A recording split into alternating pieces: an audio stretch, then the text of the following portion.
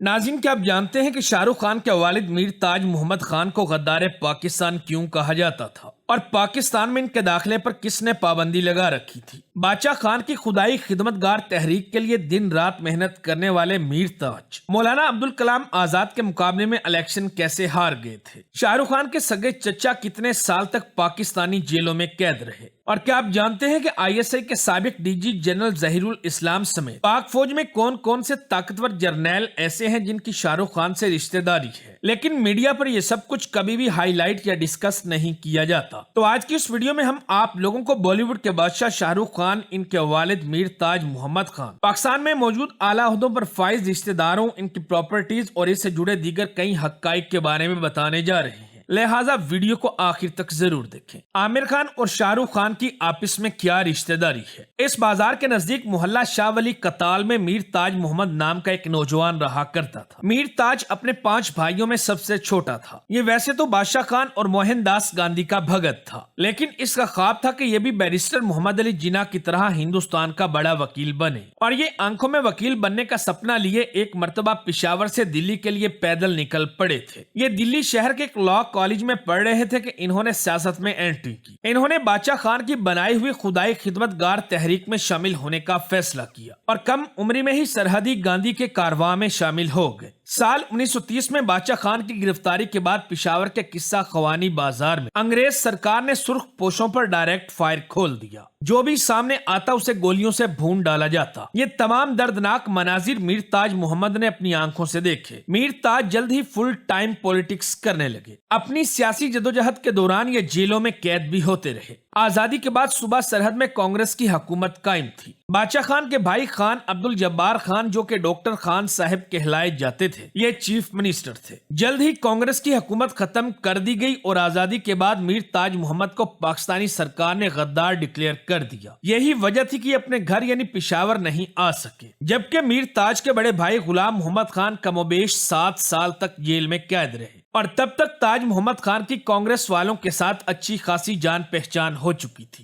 हिंदुस्तान में पहली बार 1952 में आम इंतखाबात हुए। कैप्टन सिटी दिल्ली के नजदीक कौमी असेंबली के हल्के मेवात से मौलाना अब्दुल कलाम आजाद कांग्रेस के टिकट पर इलेक्शन लड़ रहे थे। ऐसे में मीर ताज मोहम्मद खान ने मौलाना आजाद के मुकाबले में अपने कागजात जमा करवा दिए। इनका जीतना तो दरकिनार, इनकी जमानत भी जब्त हो गई। मौलाना आजाद इलेक्शन में कामयाबी के बाद भारत के पहले एजुकेशन मिनिस्टर बने। ताहम इनकी मीर ताज मोहम्मद खान से दोस्ती में कोई फर्क न आया। आपको ये बात जानकर हैरत होगी कि मीर ताज जिस मौलाना आजाद के खिलाफ इंतखाबी दंगल में उतरे थे, वो मौलाना आजाद बॉलीवुड के एक और खान मिस्टर परफेक्ट यानी आमिर खान के अजीज थे। आमिर खान की दादी आमना मौलाना अब्दुल कलाम आजाद की सगी बहन फातिमा बेगम आरजू की बेटी थी। आप लोगों को बताता चलूं कि मीर ताज मोहम्मद खान को घोड़ों का बहुत ज्यादा शौक था। अभी इनकी शादी नहीं हुई थी कि इनके पास घोड़ा घोड़ी की एक जोड़ी थी। सियासत में नाकामी का सामना करने वाले मीर ताज की जनरल शाहनवाज खान के साथ बहुत गहरी दोस्ती थी। एक मर्तबा ये जनरल शाहनवाज जंजुआ के साथ इंडिया गेट पर वॉक कर रहे थे कि अचानक वहां किसी गाड़ी का एक्सीडेंट हो गया और ड्राइवर वहां से भाग निकला। मीर ताज इस गाड़ी में मौजूद लड़की को हॉस्पिटल लेकर आए में मुब्तला थी। डॉक्टर्स इस लड़की को ऑपरेशन थिएटर ले गए। मीर ताज से कहा गया कि जल्दी से खून का बंदोबस्त करो और यूं लड़की की जान बच गई। मीर ताज लतीफ फातिमा नाम की इस लड़की को उसके घर छोड़ने बंगलुरु पहुंचे। लतीफ फातिमा के वालिद पेशे के एतबार से इंजीनियर थे। एक रिपोर्ट के मुताबिक जनरल शाहनवाज ने लतीफ फातिमा को अडॉप्ट कर लिया था और इन्होंने ही अपनी इस लेपालिक बेटी की शादी मीर ताज मोहम्मद खान से करवाई।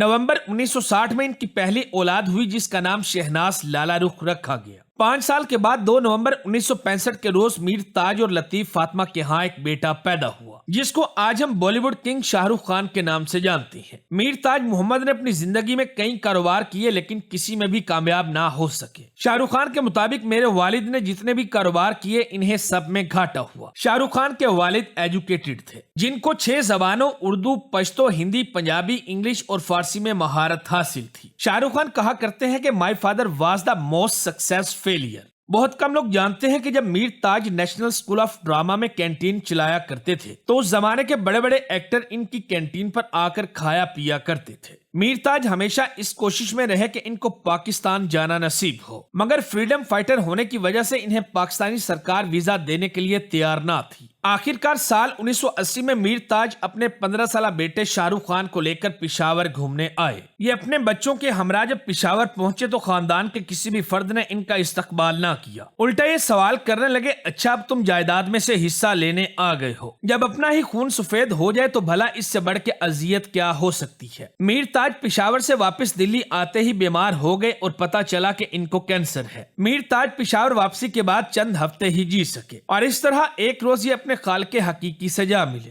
इनको दिल्ली गेट के कदीमी कब्रिस्तान में आसूदा खाक किया गया। शाहरुख खान बताया करते हैं कि जब मेरे वालिद का इंतकाल हुआ तो मैं सिर्फ 15 साल का था। मैं अपने वालिद की वफात पर इसलिए नहीं रोया कि मेरे नजदीक मर्दों का रोना बुज़दिली होता है। अगरचे मेरे आंसू नहीं निकल रहे थे लेकिन मेरा दिल ज़ारो कतार रो रहा था। मीर ताज के बाद इनकी बेवा ने अपने बच्चों की परवरिश करने के लिए अपने मरहूम शोहर के रेस्टोरेंट के बिजनेस को चलाना शुरू किया। शाहरुख खान की वालदा इनसे कहती हैं कि अगर तुमने उर्दू के टेस्ट में अच्छे नंबर लिए तो मैं तुम्हें एक फिल्म दिखाऊंगी। बस फिर क्या था, शाहरुख ने उर्दू में खूब मेहनत करना शुरू की। एक रोज शाहरुख खान ने अपनी वालदा से एक्टर बनने की इजाजत तलब की। इनकी मां ने बेटे को उसी नेशनल स्कूल ऑफ ड्रामा में दाखिला दिलवाया जहां कभी शाहरुख खान के वालिद कैंटीन में चाय बेचा करते थे और यहीं से शाहरुख खान ने स्ट्रगल करना शुरू की और आज ये दुनिया के अमीर तरीन एक्टर हैं और दुनिया इनको किंग खान के नाम से जानती है। मैं वीडियो में पहले आप लोगों को बता चुका हूं कि शाहरुख खान की वालदा लतीफ खानम जनरल शाहनवाज खान की अडॉप्ट की हुई बेटी थी, जिन्हें ये नहीं पता कि शाहनवाज खान कौन थे। आप लोगों को बताता चलूं कि मीर ताज मोहम्मद खान की तरह शाहनवाज खान भी फ्रीडम फाइटर थे। साल 1943 में जब ताजे बरतानिया से बगावत करते हुए आजाद हिंद हुकूमत की बुनियाद रखी गई तो बागियों की इस खुद साख्ता हुकूमत के army chief general Shahnawaz Khan थे। याद रहे कि मीर ताज आजाद हिंद में एक फौजी थे। चंद साल के बाद हिंदुस्तान को आजादी मिली तो दिल्ली के लाल किला पर यूनियन जैक के झंडे को उतारकर तिरंगा लहराने वाले मेजर जनरल शाहनवाज खान थे। ये आजादी के बाद सियासत में आए और मेरठ के हलके से मेंबर ऑफ पार्लियामेंट बने। बाद में मुस्लिम लीग नून के चेयरमैन राजा जफरुल हक ने इस बात की तरदीद की। वादा रहे कि राजा जफरुल हक के वालिद जनरल शाहनवाज के चचाजाद भाई थे। राजा जफरुल हक के मुताबिक जनरल जहीरुल इस्लाम नहीं बल्कि 10 कोर को कमांड करने वाले lieutenant general retired Khalid Nawaz general Shahnawaz के भतीजे हैं। जनरल खालिद नवाज की भाभी जनरल शाहनवाज की बेटी है। आप लोगों को बताता चलूं कि शाहनवाज आजादी के बाद इंडिया में ही मुकीम रहे।